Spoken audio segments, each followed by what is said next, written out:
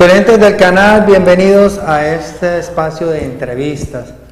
Aquí en Villavicencio, por el torneo internacional del joropo, llegan muchos personajes y hoy tengo el gusto de presentar a la doctora Piedad Córdoba, que está por aquí en los llanos disfrutando nuestro festival, nuestra fiesta.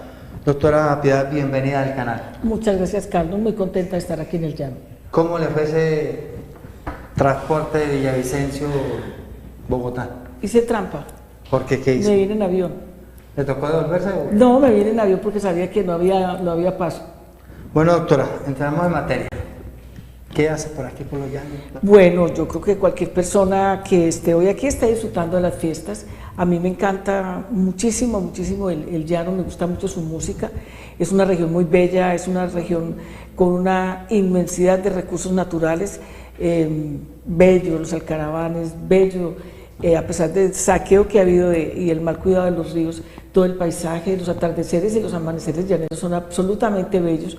Y bueno, la oportunidad de poder fortalecer toda esa belleza cultural que tiene el llano ahora con lo que es precisamente el Joropódromo, el festival gastronómico aquí en el llano, bueno, disfrutando como cualquier colombiano o colombiana que se respete. Bueno, doctora, tenemos en materia política, que es lo que más nos gusta por acá. Bueno. ¿Quiere ser candidata? Quiero ser presidenta. A la presidencia. ¿Qué nos puede ofrecer usted como presidente a los colombianos? A ver, yo creo que primero una hoja de vida, más de 40 años en la actividad política, sin ninguna tacha de corrupción, que es tal vez el flagelo más grande que está azotando a este país de tiempo atrás, pero hoy cada vez es más escandalosa la corrupción y la manera tan vulgar y tan impúdica como mucha gente se enriquece a costa del erario. Yo creo que lo más importante que le puedo ofrecer a Colombia es mi amor, es mi afecto, es la capacidad que tengo para querer este país y sobre todo para quererlo en lo que significa precisamente la actividad política, donde fundamentalmente el centro de esta tarea sean los seres humanos, sean los colombianos de a pie, las colombianas de a pie, muchos empresarios que quisieran realmente tener la posibilidad de reindustrializar el país, de generar riqueza. Esa riqueza genera empleo, ese empleo genera estabilidad, tranquilidad, y yo creo que los colombianos y las colombianas estamos viviendo un momento absolutamente histórico con la firma de los acuerdos. Hay que acabar con ese pesimismo y convertirlo en ilusión, convertirlo en esperanza, y yo me apresto como una colombiana que trabajó durante muchísimos años por la búsqueda de la paz a este nuevo momento histórico para construirla realmente con una verdadera redistribución de la riqueza, con el cuidado del medio ambiente, con el cuidado de lo que significa la Pachamama, con la posibilidad del buen vivir, de vivir bien, pero sobre todo de redistribuir riqueza para que Colombia pueda entrar a ser realmente una sociedad donde se puedan ejercer la ciudadanía. Digamos, en el caso del departamento del Meta, hay una crisis económica porque el petróleo, las regalías se la raparon, la corrupción que se ha destapado por parte de la Fiscalía con la gobernación del Meta. ¿Qué piensa usted con esto? Yo creo que el Meta es un departamento muy importante porque indiscutiblemente esto es un mar de petróleo e infortunadamente las decisiones que se derivan en algunas veces como una manera de enfrentar la corrupción, lo que han hecho es centralizar precisamente lo que puede producir el departamento y no realmente generar la riqueza que se requiere. Yo creo que la corrupción es una corrupción generalizada en todo el país y va a ser de estas regiones donde hay un recurso natural tan importante como el petróleo. Es indiscutible que la rebaja del precio del barril de petróleo ha impactado de manera terrible la economía nacional, porque el país no se preparó para pensar en eso. Aquí no hay, diría yo, ni economía financiera, ni siquiera pensar en escenarios de futuro, cuando Ecopetrol debería prever eso, porque precisamente estamos rodeados de países petroleros muy importantes y por lo tanto yo creo que aquí lo que tenemos que hacer es pensar muy seriamente en un rediseño de la economía, que no solamente tiene que hablarse o debatirse frente al llano, frente al Meta, sino en general en todo el país. Hay que reindustrializar, hay que generar riqueza, y yo pensaría que aquí una de las cosas más importantes que tenemos que hacer, sobre todo en el tema de la corrupción que ha afectado mucho a este departamento, al Casanare, al Arauca, es que esa corrupción sí sea combatida. que esa corrupción, además las personas que están inmiscuidas en ella, no solamente sean sancionadas, que sean condenadas, sino también que la ciudadanía empiece a ejercer un verdadero control, precisamente sobre lo que significan los funcionarios públicos, las funciones públicas, y yo diría que es muy importante para este país lo que significa el bien común y lo que significa el patrimonio público, pero yo pensaría que nosotros en este momento no deberíamos estar exportando el petróleo, que lo deberíamos dejar aquí para la reindustrialización. El Meta tiene una inmensa oportunidad en este momento con el tema de la puesta en funcionamiento de la firma de los acuerdos, porque precisamente sectores como el agrícola, sectores como el medio ambiente ahora tienen y deben tener una oportunidad, y es la posibilidad de construir una economía distinta que realmente le permita a las regiones reverdecer. Doctor, hablando de petróleo, el departamento del Meta tiene un escándalo de la refinería, que se invirtió un poco de plata, que no aparece. ¿Cuál es su opinión sobre ese caso? Mire, yo creo que en este país se han despachado precisamente los recursos, y sobre la base de lo que este recurso como el petróleo significa, no pensando que además es un recurso que se va a agotar, que no tuvieron la posibilidad, que lo pudiera hacer Ecopetrol, inclusive una empresa tan importante del Estado pudo haber tenido la posibilidad de, en su estructura, un equipo de profesionales como los que tiene muy buenos para investigar y para trabajar sobre lo que es energía limpia, lo pudo haber hecho. No lo hicieron y se dedicaron a montar unas empresas fallidas donde lo que hacían era precisamente montar proyectos y sobre la base de eso sobredimensionar los costos de los mismos y robarse los recursos. Lo que ha pasado aquí es escandaloso, y lo peor de todo es que eso no sirve para absolutamente nada, y son unos costos, yo diría, tan vulgares que permitirían inclusive que el problema que tiene el Meta, que a mí me parece realmente inaceptable, de que cada rato se cierre la vía cuando es época de invierno, se podría haber inclusive subsanado con los recursos que se robaron. Y yo sí creo que la opinión pública tiene que saber esto, y la opinión pública tiene que conocer a ciencia cierta qué podría haber hecho con 740 millones de dólares, que es el sobrecosto de lo que pasó aquí con la refinería. Bueno, televidentes del canal pueden marcar al 662-2912 para poner sus preguntas, al WhatsApp 310-218-4175. Aquí inteligente, doctora Piedad, dice: siendo presidenta, ¿cómo ayudará al mejoramiento de vías rurales para que los campesinos no sufran para sacar sus cosechas? Yo creo que ese es uno de los temas más sensibles. Si nosotros en el país queremos realmente que lo que es todo el tema del desarrollo rural integral avance, lo primero que tenemos que hacer es pensar no solamente en la producción, en la soberanía alimentaria, sino que tenemos que pensar cómo los campesinos y las campesinas van a poder sacar la producción. Uno recorre este departamento y a uno le produce mucha tristeza ver cargas y cargas de yuca, cargas y cargas de piña, cargas y cargas de plátano tiradas en la carretera porque no hay vías. Yo he pensado una cosa que creo que es muy importante, y es, aquí tenemos un batallón de ingeniería que es el mejor del país, es el mejor de la región, y es la facultad de ingeniería más antigua de toda la nación, más de 200 años, y de ahí han salido profesionales que están en las fuerzas militares y que han construido vías terciarias, que han construido puentes, que han construido sus batallones, que han construido cartahuellas. O sea, yo creo que ahí hay un recurso humano que debe ser realmente aprovechado en este momento con las personas que están en la región, y yo diría que ese recurso que puede destinar el gobierno, que se lo entrega a contratistas privados, que se lo entrega al ejército con la gente, y que muchas de estas personas, por ejemplo, las gentes que están en las cárceles, podrían salir a construir carreteras, las vías terciarias. Eso es necesario. Si Colombia no se aboca a eso, es muy difícil que aquí podamos decir que vamos a avanzar en la producción nacional.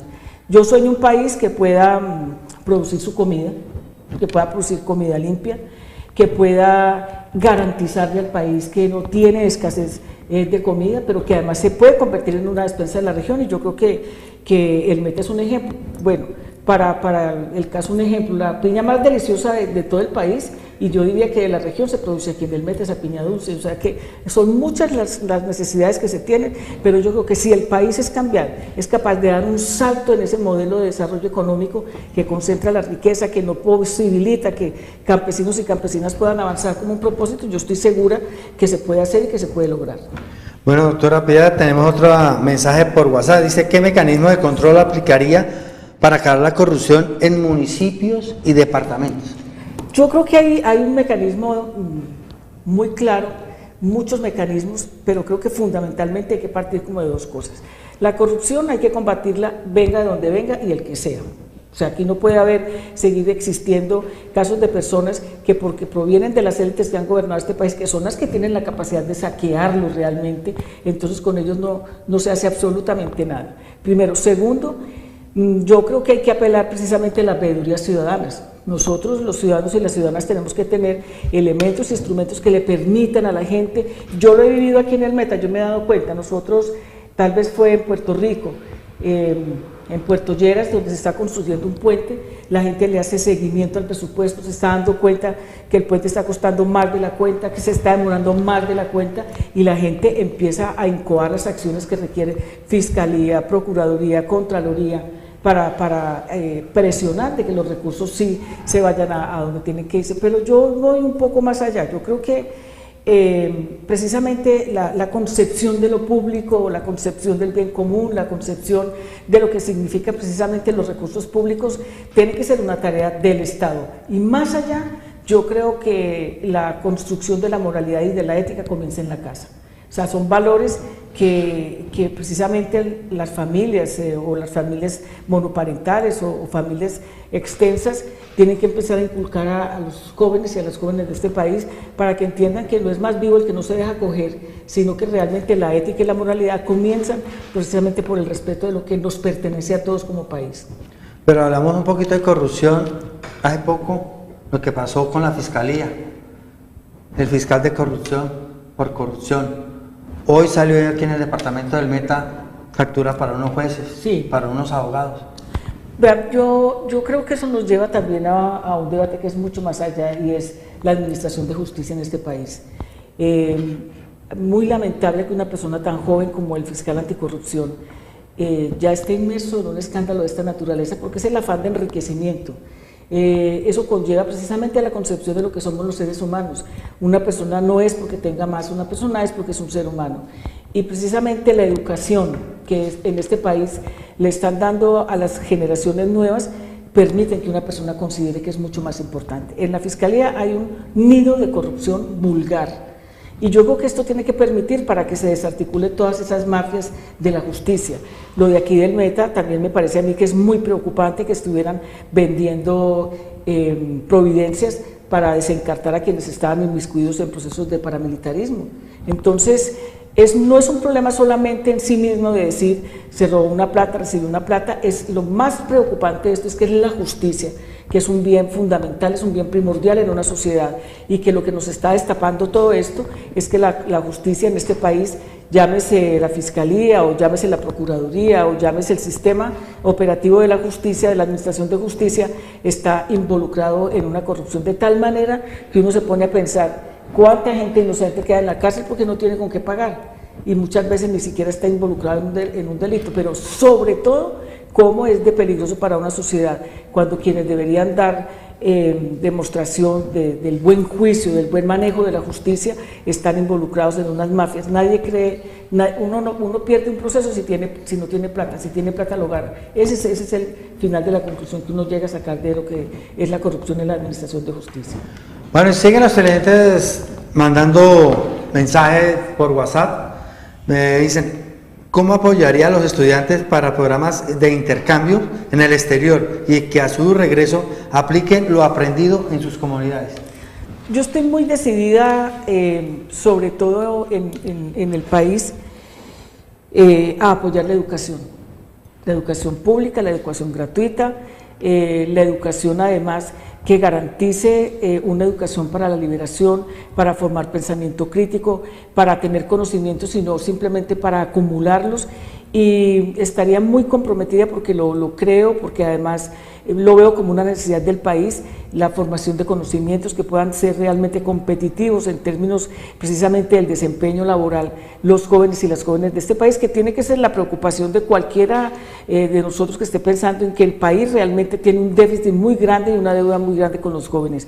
Yo no solamente pensaría en que se hicieran intercambios, sino que iría mucho más allá. Esos intercambios tienen que ser gratuitos y permitiría la posibilidad de que muchos jóvenes y muchas jóvenes de este país pudieran ir a capacitarse al exterior, que pudieran tener conocimientos que les sirvan al país, y exigiría además que a su regreso al país ellos tengan que prestar una especie de servicio social que apoye a las regiones, que apoye a las comunidades, pero sobre todo en áreas del conocimiento de sectores estratégicos de este país. Es más, yo he pensado que muchas de las multinacionales que están aquí en Colombia y que están precisamente en sectores mineroenergéticos, extractivos, deberían dedicar el 50% de sus utilidades para ser invertidos en la producción estratégica del país, y uno de esos puede ser precisamente una parte importante para dedicarla no solamente a garantizar la educación pública hasta la etapa superior, hasta los estudios secundarios y universitarios, sino también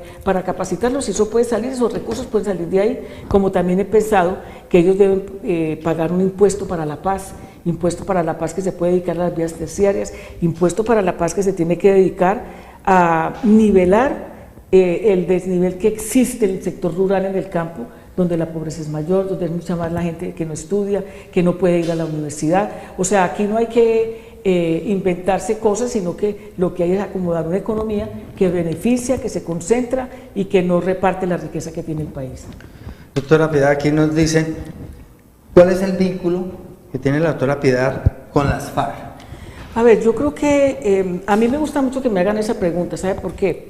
Porque me permite recordarle a este país todo lo que ha sido mi vida de trabajo y de brega por la paz durante muchísimos años. Cuando nadie en el Congreso de la República le importaba la Comisión de Paz o la Comisión de Derechos Humanos, yo la presidí con mucha facilidad porque no era atractiva para absolutamente nadie. Eso significaba el interés y el afán de que en este país realmente saliéramos del conflicto armado, del conflicto social que tenemos, y ese ha sido realmente mi trasegar. Conjuntamente con las FARC yo logré y logramos precisamente convencer a mucha gente de la necesidad de acabar con la guerra, de acabar con este conflicto, y logramos entregar a la libertad más de 30 personas, y en mi caso muchas más, porque yo también fui mediadora con el Ejército de Liberación Nacional, y fue mucha la gente que yo recibí precisamente por mi seriedad, por mi compromiso, porque no calculé jamás que el hecho de trabajar para que se acabara la guerra se pudiera convertir en la estrategia de unos sectores de este país que no querían que se acabara, para criminalizar, para desprestigiar, para lograr esa cadena de odios que se ha despertado en el país. Yo creo que Colombia no necesita estrategas de la guerra, sino que necesita políticos y políticas realmente que garanticen esa transformación. Yo creo que Colombia tiene que garantizar que la exinsurgencia, ahora que entregó las armas, pueda hacer política, pueda esbozar sus ideas tranquilamente, sin que los asesinen, y que todos los que pensamos que somos capaces de transformar este país en un país distinto no seamos tachados de guerrilleros, ni seamos tachados de miembros de las FARC. Jamás he tenido el honor de que me inviten a participar ni en lo que fue la lucha armada, porque precisamente yo trabajé para que se acabara, ni en lo que significa su partido, pero soy muy consciente de que precisamente muchos sectores de este país que querían continuar con la guerra trazaron esta estrategia para desacreditarnos. Aquí hay otra pregunta, dice, siendo presidenta de Colombia, ¿nos podría llevar lo que pasa en Venezuela? No, yo creo que esas preguntas son muy facilistas, ¿no es cierto? Yo siempre he pensado que los países tienen toda la posibilidad y todo el derecho precisamente de autodeterminarse, como una manera de respetar precisamente la soberanía de los pueblos. Colombia es un país muy diferente, aunque tengamos una frontera común, aunque tengamos, inclusive el joropo que hoy estamos disfrutando también es prácticamente la misma discursiva cultural de Venezuela, pero nosotros tenemos unos problemas que tenemos que resolver. Tenemos más de 9 millones de colombianos en la línea de pobreza, tenemos por lo menos 13 millones de colombianos que no tienen empleo, un sector productivo totalmente acabado por la desindustrialización, un 1,5% de personas que tienen el 20% de la riqueza de este país, 5 bancos que se han quedado con la riqueza de este país, la amenaza precisamente de lo que significa la inseguridad ciudadana. O sea que pensar que vamos a copiar un modelo es muy difícil, son dinámicas distintas. Yo personalmente creo que Venezuela tiene cosas que son extraordinarias, como la gratuidad de la educación, la gratuidad de la salud, unas inmensas riquezas que tienen que preservar, pero yo personalmente le deseo que así como nosotros hemos logrado con muchas dificultades, pero que todavía no podemos hablar de una paz completa, salir de toda esa situación que nos acabó, que nos trastornó, que lo logren hacer ellos. Mientras tanto, yo me dedicaré a luchar por mi país, a sacarlo adelante, a lograr que aquí haya empresa privada que produzca, que genere riqueza, no que simplemente se concentre a lo que significa la especulación financiera, que es lo que le ha hecho tanto daño a este país, sino a producirlo. Y yo creo que esa es una tarea monumental, grandísima, y yo quiero decirle que estoy muy contenta porque voy a ser presidenta de Colombia, y Colombia va a tener la primera vez no solamente una mujer, sino una persona que la quiere más que los que la han administrado hasta ahora. Un problema para el país ha sido la salud, una mafia, una corrupción, la plata se pierde. La salud tiene dos problemas en mi sentir. Primero, cuando se aprueba la ley 100 por parte del hoy senador Uribe Vélez, precisamente lo que ocurre con ello es que lo que significa un derecho como la salud se convierte en un negocio, se convierte en una mercancía, que es parte de lo que es el desarrollo de un capitalismo salvaje, que encuentra precisamente en una necesidad tan importante como es el tener el derecho a la salud, la manera de ejercer un negocio. Yo quiero remontarme para decirle que si en este país nosotros no somos capaces de desmontar el negocio de la intermediación financiera de la salud, es imposible que podamos hablar de la universalidad de la salud y de la calidad de la salud, por un lado.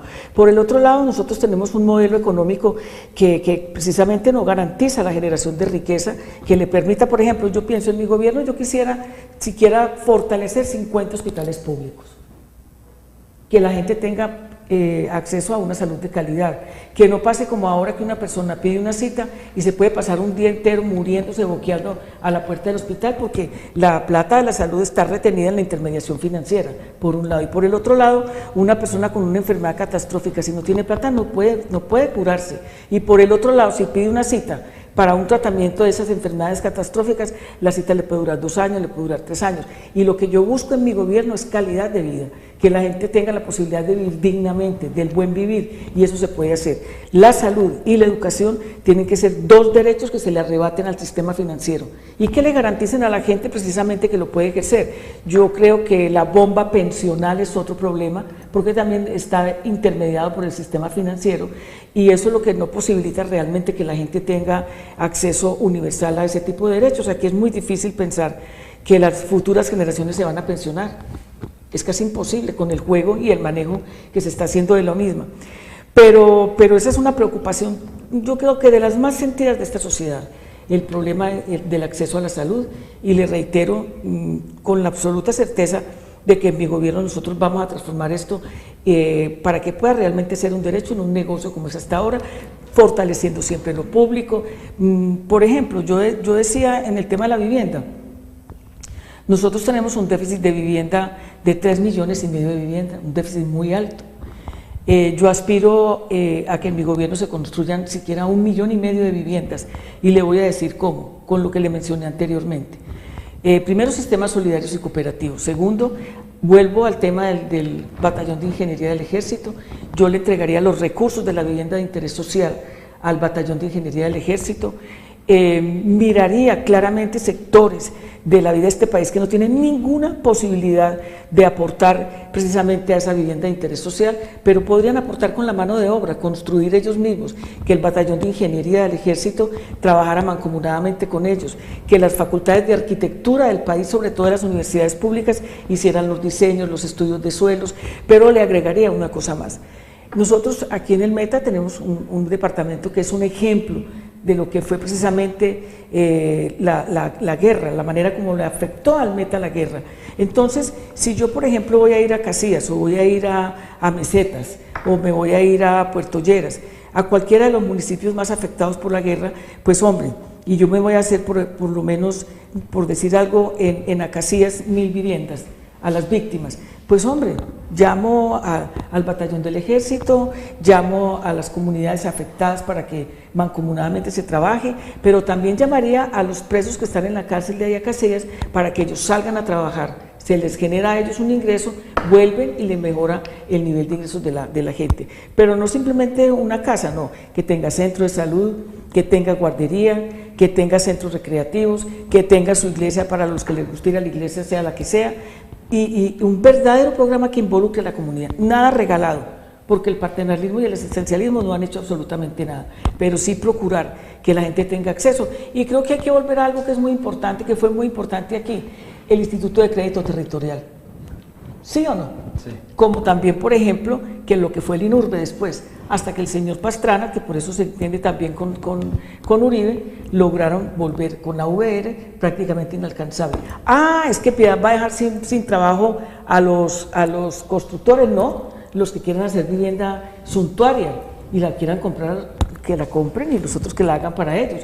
Pero lo que es realmente generar condiciones de convivencia, de dignidad para el resto de la gente, tiene que ser una política del Estado, y yo creo que esa contratación pública hay que quitárselas para que quede en manos del mismo Estado. Yo confío plenamente en las calidades que nos representan a nosotros, un ejército que es valeroso, que ha sido importante en este país y que tiene algo que no lo tienen los demás. Conocen el país, han estado en las zonas más alejadas del conflicto, en las zonas más difíciles. Si el presidente no se hubiera equivocado entregándole las zonas veredales a unos contratistas privados que yo creo que en su vida sabían que eran mesetas, y se le hubiera entregado al ejército, a la insurgencia, a los campesinos de la región, hace rato las habían terminado y les había rendido la plata para hacer otras cosas. Bueno, doctora Piedad, aquí hacen otra pregunta. El flagelo de los niños, los violan y eso. ¿Qué opina de la pena de muerte para estas personas que abusan de los niños? No, yo no estoy de acuerdo con eso. Yo creo que, bueno, acaban con la Iglesia Católica, el Papa tuvo que sacar a la tercera autoridad eclesial en el mundo precisamente por las denuncias de violación y de abuso sexual de menores en esos seminarios. Yo creo que el problema no está en la parte punitiva, que es la última parte de la cadena. Yo creo que está en lo que significa no solamente la prevención, sino en una educación en este país que tiene que ir dirigida fundamentalmente precisamente a lograr el respeto hacia los niños y las niñas. No solamente hablemos de la violación sexual hacia los niños, creo que cada vez estamos asistiendo más a una locura, yo diría demencial, el trato hacia las mujeres.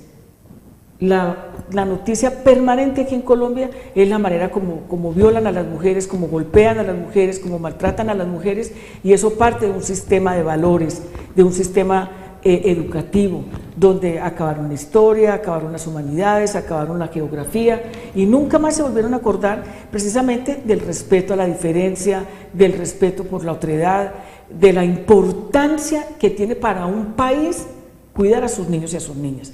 Yo creo que aquí hay un tema que no se quiere tocar, porque aquí hay una derecha económica, que es la que se enriquece. Aquí hay una derecha religiosa, que es la que no deja hablar ni de salud sexual ni reproductiva, de la que no deja hablar de salud sexual de niños y niñas, porque es que a enseñar a ponerse un condón no es salud sexual ni reproductiva. Salud sexual y reproductiva es mucho más que eso. Es el disfrute de la sexualidad, es el goce de la sexualidad, es la prevención de la reproducción. Y aquí es muy grave, porque es escandaloso, pues, y quienes somos mamás o papás sabemos que es de lo peor que le puede pasar a un ser humano, pero aquí tampoco se habla precisamente de lo que significa el embarazo precoz. Colombia ocupa el primer lugar nuevamente en la región. Niñas de 10 años embarazadas, niñas de 9 años embarazadas, niñas de 12 años que ya tienen 1 y 2 hijos, y eso tiene que ver con el paquete de valores, o sea, tiene que ver con el derecho que tenemos a esa formación, a esa información, y con la obligación, no solamente del Ministerio de Salud regalar condones, sino del Ministerio de Educación, de la educación que nosotros necesitamos tener. No es solamente en el tema de la violación sexual de niños y niñas, que es algo aberrante, que además es la mayoría de veces en las familias mismas donde conviven, y sobre todo de los más pobres, porque muchas mamás tienen que salir y dejarlos ahí, porque abusa el padrastro, porque abusa el papá. Bueno, yo creo que también es muy importante en el tema de la educación, y por eso para mí es un tema que es absolutamente estructural, y es la manera como se discrimina por negro, cómo se discrimina por indígena, cómo se discrimina por pobre, cómo se discrimina por lo que llaman el bullying, porque tiene una incapacidad, porque es feo. Todo eso tiene que ver con el paquete de valores. Les resumo para decir, yo no creo que la pena de muerte resuelva el problema. Yo creo que lo que lo resuelve es precisamente un sistema educativo que hable de la ética y que hable de los valores, que es hablar de la civilidad. Doctora Piedad, aquí me mandan una preguntita. Mucho impuesto en el país. Los empresarios están quietos, no pueden trabajar, los pequeños están quebrando. Aquí en Villavicencio del Flagelo, usted en una sola cuadra encuentra 10, 13 locales desocupados. Se está desocupando el comercio en las ciudades.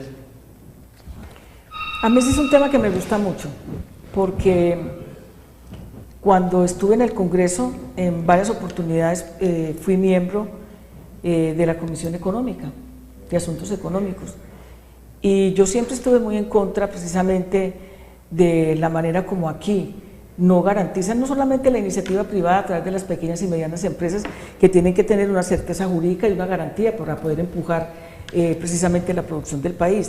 A mí lo que me parece más preocupante, y ahí es donde está el quid del asunto, y yo por eso le decía a usted ahora, este modelo económico tiene muy cansada a la gente, la tiene harta, no le permite a la gente que pueda tener iniciativas que se puedan mantener en el tiempo, precisamente por una carga impositiva muy fuerte, sobre todo para los nacionales. Aquí con el argumento de la extracción minera, de la extracción petrolera, de la atracción de empresas multinacionales, pues lo que hicieron fue prácticamente quitarle los impuestos. Si usted compara los distintos gobiernos, uno de los gobiernos donde eso fue mucho más fuerte, donde se generaron las exenciones, donde se generaron las exoneraciones, fue en el gobierno de Álvaro Uribe. Por lo tanto, prácticamente, por ejemplo, en el Cerrejón es más fácil no sacar el carbón, porque no le deja prácticamente ninguna regalía al país que exportarlo. Entonces, ahí en esa parte yo voy a hacer una propuesta, me parece que hay que revisarlo. Yo creo que hay que volver al Instituto de Fomento Industrial en el país, que fue en la época de Carlos Lleras con la ley 444, que tenía que ver con los incentivos inclusive tributarios para poder empujar la economía del país. Si nosotros no empujamos la economía del país y no garantizamos que la pequeña y la mediana industria, que entre otras cosas, la pequeña y la mediana industria le genera el 88% de los empleos al país. Y le voy a dar una cifra que a mí me parece espeluznante. El sistema financiero prácticamente no paga impuestos. En estos días Asobancaria hizo una investigación precisamente sobre el tema de lo que estaba pasando con la plata. Aquí se está moviendo mucho dinero en efectivo, y se está moviendo precisamente porque cuando se inventaron el 4 por mil, la gente decía, pues es el colmo, yo meto mi plata y fuera de eso me toca pagar el 4 por mil. Entonces encontraron que había un 32% del PIB, del Producto Interno Bruto, de ese dinero que se movía por fuera. Entonces ahora el sector financiero dice que quiten el 4 por mil para que les entre la plata a ellos, no porque estén preocupados porque el país, ellos por ejemplo se ganaron $3 billones en el primer trimestre del sistema financiero, que produce el 1,5% de empleos del país y que es el que más exoneraciones tiene. Aquí hay 5 bancos que se quedan con la riqueza del país, y 3 de los cuales son Davivienda, Banco de Colombia, Banco de Bogotá, es decir, Grupo Aval, que también es el que maneja la construcción de vivienda de interés social. Entonces, y las carreteras. Y las carreteras. Es una salvajada, ¿sí o no? Entonces, si nosotros pensamos en un paquete tributario diferente, mire, cuando yo fui senador en mi primer periodo, se presentó una reforma tributaria que fue la vez que por primera vez colocaron el IVA. Yo estaba totalmente opuesta, y además el voto mío era clave dentro de la Comisión Económica. Nosotros logramos un acuerdo que fue que se diera lo que era el IVA de interés social para las madres comunitarias, para remunerar a las madres comunitarias. Pero aquí es muy claro entender que el impuesto indirecto es el que clava a la gente, que quedó hoy en el 19%, pero que además es la industria nacional la que efectivamente tiene más trabas, más dificultades. Y yo me propongo en mi gobierno revisar esto. Yo no creo que sea echar a los empresarios, a las multinacionales del país, no, yo creo que se pueden quedar pero con otras reglas. Aquí hay que tributar, pero además hay otro intersticio que no permite efectivamente que la gente pague. Cuando usted está en una reforma tributaria en el Congreso, eso es una cosa impresionante, escandalosa, llena de lobistas para que las normas se redacten de manera imprecisa, que es lo que se llama la elusión, es decir, yo interpreto la norma como me da la gana, demando y me puedo pasar 20 años diciendo que no pago ese impuesto. Y por el otro lado, la evasión, que yo fui la primera en este país que propuse la pena, la cárcel para los evasores, porque los que no pagan impuestos le quitan la posibilidad a un muchacho del llano de poder estudiar, de poderse curar si está enfermo o de poder hacer políticas de prevención. Así que la redistribución de la riqueza se logra ahí, precisamente en una etapa, en una tributación equitativa, en una tributación que no sea excluyente y sobre todo que lo vamos a requerir para el tema de la paz. Doctora Piedad, tenemos una llamada, muy buenas, ¿con quién tenemos el gusto? Muy buenas noches, con Fernando Cortés. Cuéntenos, Fernando. Es para preguntar a la doctora cómo piensa solucionar el problema carcelario de este país que es tan grande y de justicia. Bueno, ese es un tema también de justicia y de injusticia. Primero que todo, yo creo que el sistema penitenciario de este país, que además es de los más inhumanos, se ha convertido también en otro negocio vulgar. Yo por eso decía ahora, con las obras públicas nosotros podemos hacer muchas tareas en el país con los presos. ¿Para qué tener un preso de una pena que es irrisoria metido en unas cárceles cuando realmente una persona con un cinturón, con una culminación puede seguirse presentando? Yo creo que con ese hacinamiento de las cárceles hay que acabar, y es ahí donde vuelvo y le repito, es el tema de las cárceles. Hoy hay un titular en primera página del Tiempo y del Espectador donde van a salir unos grandes peces gordos de las cárceles, porque los procesos los dejan ahí durmiendo, entonces llega un momento en que ya tienen que soltarlos por vencimiento de términos, pero a un pobre ser humano que se roba una gallina o que se roba 3 veces una libra de arroz en el Éxito porque tiene hambre, o lo que se llama hurto famélico, hurto económico, se puede morir ahí y nunca lo condenan. Yo digo que hay políticas criminales que permitan precisamente no penalizar todo, por eso le decía yo ahora, yo no creo en esas penas largas y grandes que no resocializan, porque uno en una cárcel, yo que he sido abogada, la gente está ya comiéndose un cable, viviendo en condiciones infrahumanas. Yo siento mucho dolor, mucha conmiseración por este tema. Creo que aquí hay penas que deben ser ejemplarizantes, como para, por ejemplo, el señor que violó a Juliana Zamboní, o como estos tipos que se roban los recursos públicos, pero hay unas penas que no necesitan, que además se requiere la celeridad de la justicia, que esa es otra falla, procesos que se duermen ahí porque nos ha dado por criminalizar absolutamente todo. Yo creo que ahí se requiere una política criminal distinta. Aquí me pregunta, ¿qué opina de la ideología de género? Que eso es un invento de la derecha religiosa. Yo no creo que eso exista, lo que existe es el enfoque de género que tiene que ver con la búsqueda y el ejercicio de los derechos de la ciudadanía de las mujeres. Por ejemplo, que el enfoque de género, ¿qué significa, por ejemplo, en el campo laboral? Las mujeres en el campo ganan el 38% menos que los hombres, y las mujeres en el sector urbano ganan el 28% menos. Entonces, el enfoque de género en la perspectiva laboral significa que tenemos que hacer políticas públicas para que a una mujer que desempeña el mismo cargo que desempeña Carlos Chamorro como presentador, por ejemplo, de televisión, ganen exactamente igual. No pueden ganar menos porque son mujeres, y mucho menos si son negras, y mucho menos si son indígenas.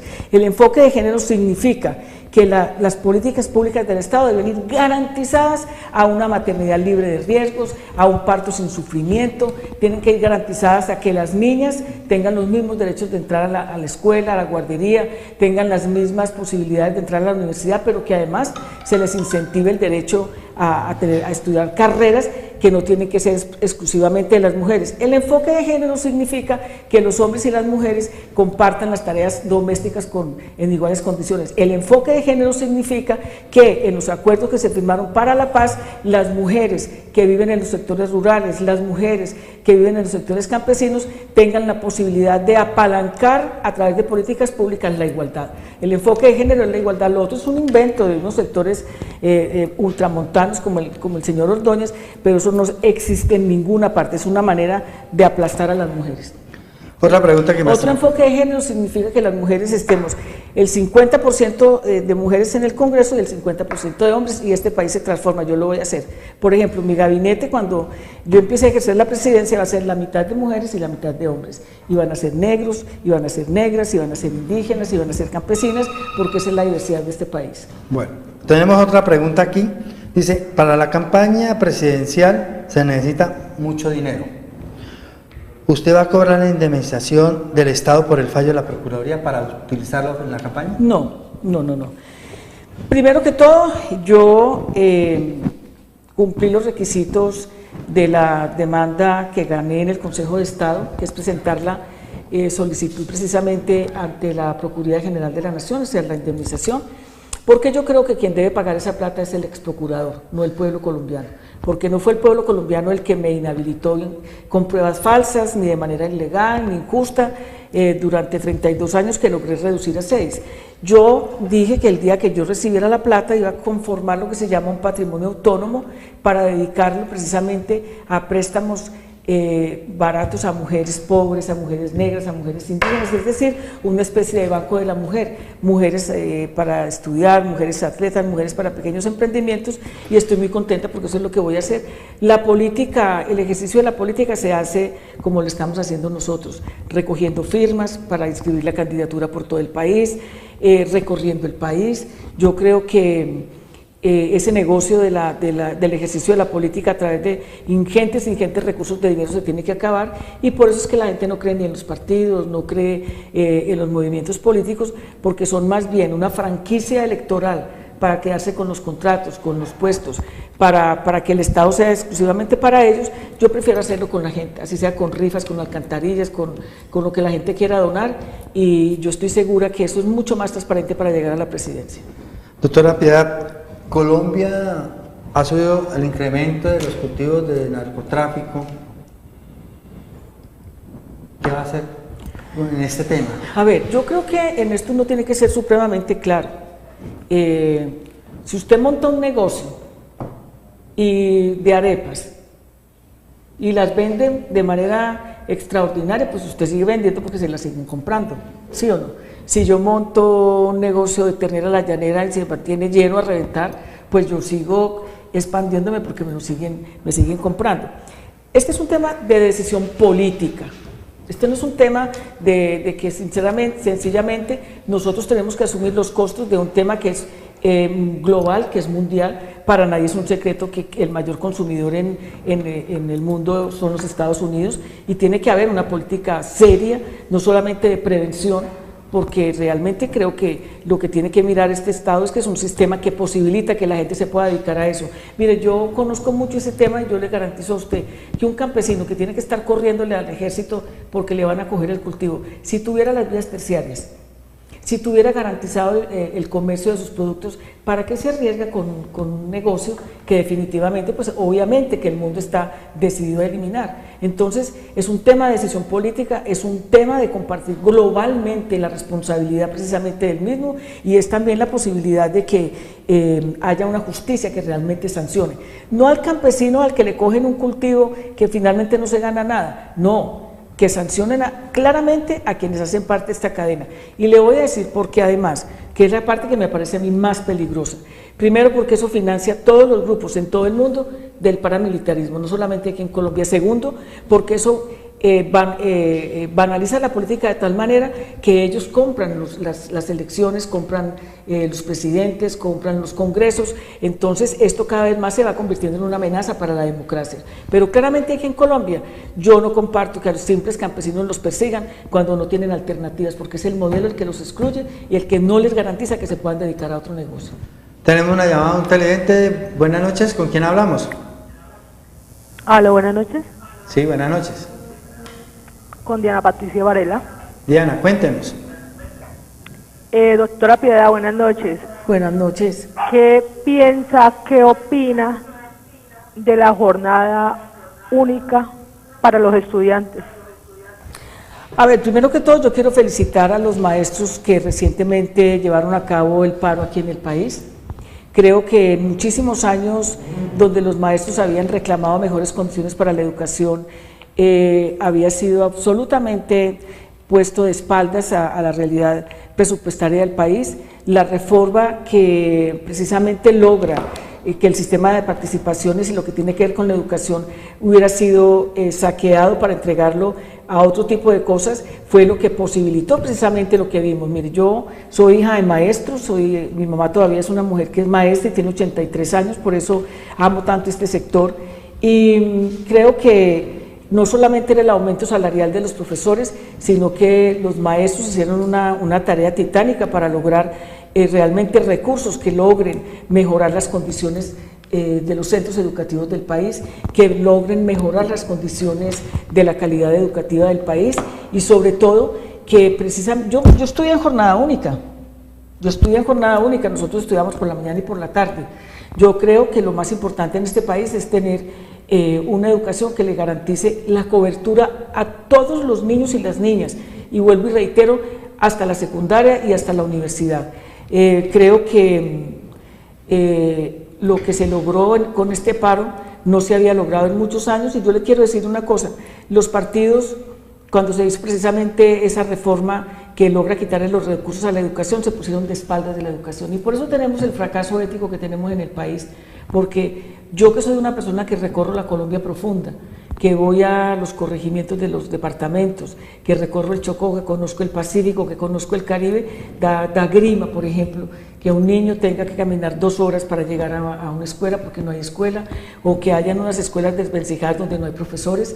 Si ustedes miran las imágenes que están pasando de las escuelas del Chocó, es decir, del Pacífico en general y de muchas regiones del país, uno se da cuenta que está muy desvencijada. Creo que lo más importante es que haya una cobertura esencial, que haya capacitación para los maestros y para las maestras del país, que se les pague bien, porque tienen derecho a que se les pague bien. Yo le pagaría más a un maestro que hasta a un médico. ¿Sabe por qué? Porque ese es el que prepara a las futuras generaciones, porque ese es el que le dice a esa extensión del hogar, que es el impartir conocimientos, es el que ayuda a la socialización. Y una cosa que está en deuda y que yo la voy a pelear es precisamente garantizar que las madres comunitarias tengan una remuneración, y dentro de eso, de lo que significa el mejoramiento de vivienda, que ellas tengan mejoramiento de vivienda para que nuestros niños puedan estar ahí.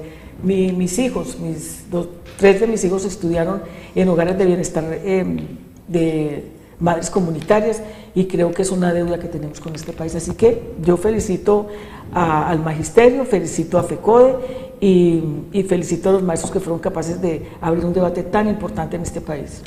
Otra pregunta, doctora Piedad, dice que si algún momento apoyaría la expropiación de tierras o bienes a particulares. No, yo creo que primero que todo hay que mirar, y este es un debate que tiene que ver con, muy parecido al que han utilizado para caracterizarnos como que no respetamos la propiedad privada, como que no respetamos la iniciativa privada. Yo creo que desde tiempos inmemoriales los liberales, y en la época del 36, cuando se hizo la gran reforma precisamente de los liberales radicales, donde estaba indiscutiblemente el dirigente Rojas, uno de los más importantes de este país, que luego la continúa Gaitán en su momento, era precisamente la expropiación de bienes ociosos, o sea, tierras improductivas, tierras que no están dedicadas a nada para la economía del país. Pero sobre todo yo creería que uno llega a la decisión de la expropiación cuando hay, por ejemplo, una necesidad de un bien común o de una obra pública que requiera precisamente llegar a esa decisión. Pero yo creo que existen mecanismos para ponerse de acuerdo, pero la expropiación per se no va conmigo, porque yo creo que lo que hay que garantizar es un sector productivo rico, vivo, que genere riqueza, no el que acumula riqueza, que no la reparte, ni tampoco el que se la quita a los campesinos. Ese es otro paseo, pero la expropiación per se en mi gobierno no va a ir. Doctora Piedad, usted es de Medellín, Antioquia, con familia chocuana. Sí. ¿Cómo vio lo que hizo Agustín Codazzi? Muy bien, muy bien. Muy bien, si usted va al Congreso de la República, los debates que se hicieron en la defensa de Belén de Bajirá fueron debates donde yo prácticamente como antioqueña quedé clavada, pues, o sea, contra la pared. Escribían editoriales que me decían: negra, no sé cuántas, váyase de aquí. No, en sano criterio, ese territorio es del departamento del Chocó. Los que están detrás de ese territorio no lo están haciendo porque estén muy tristes, porque los negros son muy pobres, porque el 2% del territorio de Bajirá apenas tiene acueducto, la educación, los centros educativos y las vías son pésimas. Yo quiero recordarle a la opinión pública que Urabá no era de Antioquia, Urabá era del departamento del Chocó, como lo era Panamá en su momento. Y Urabá ha vivido unas crisis espantosas, sobre todo en la guerra. Las masacres en las bananeras fueron horribles, porque realmente lo que les estaba interesando es la tierra. Detrás de Belén de Bajirá hay unos intereses muy poderosos. Yo estudié muy bien ese debate porque hay una cadena cupífera que arranca desde la Patagonia, que atraviesa Argentina, que atraviesa Chile, bueno, toda esa cordillera para llegar al departamento del Chocó, a Belén de Bajirá, donde hay cobre, donde hay coltan, donde hay petróleo, donde hay oro y donde hay agua. Ashanti Gold, que es la empresa minera que la llaman diamantes de sangre, que fue precisamente la que hizo todas las masacres en Sudáfrica, es la que ha estado detrás de eso. Antioquia, que es mi departamento, que lo quiero muchísimo, expidió licencias de explotación Ashanti sin que el territorio les perteneciera. Entonces, creo que detrás de eso hay unos problemas tan grandes como el que tiene el fiscal anticorrupción, porque esos títulos mineros, esas licencias son nulas, porque eso no lo podía expedir Antioquia. Y sobre todo, porque yo creo que ese es un debate que realmente no debería existir en un país que tuviera una unidad de territorio, que tuviera realmente una unidad de nación, pero yo pienso que quienes están en ello han levantado un debate muy peligroso para los negros, muy peligroso para el país, muy peligroso para la unidad, pero yo me siento muy satisfecha de que el Agustín Codazzi haya mantenido la decisión de que a quién le pertenece el territorio. Doctora, el tiempo ya nos está terminando. ¿Qué va a hacer usted con los exguerrilleros de la FARC? No, yo no, el Estado. Yo no soy ¿Usted como presidenta? Bueno, en el caso de presidenta no. En el caso de presidenta yo creo que hay que trabajar muy fuertemente por la reincorporación. Y la reincorporación en términos no solamente educativos, sino también económicos. Y yo creo que hay que hacer un trabajo muy fuerte para hablar de la reconciliación. La reconciliación no se decreta, la reconciliación se va construyendo en el camino. Son colombianos y son colombianas como usted y yo. Y lo más importante, ¿sabe qué tenemos que hacer? La implementación de los acuerdos le cuesta al país, al menos para hablar del tema del desarrollo rural integral, a cerca de 6.000 a 12.000 millones de dólares anuales. Precisamente cambiar ese modelo para garantizar, porque yo no creo que nosotros podamos vivir de las donaciones, que no todas son donaciones, algunas son préstamos. Por lo tanto, trabajaré mucho en lograr la reincorporación, en lograr la reconciliación y en una gran pedagogía de lo que significa la paz para este país. Bueno, doctora, muchas gracias por haber venido aquí a Villavicencio, que siga disfrutando de estas fiestas. Muchas gracias. A ti muchas gracias, Carlos, por invitarme. Bueno, televidentes del canal, esta fue la entrevista con la doctora Piedad Córdoba. Nos veremos en una próxima entrevista.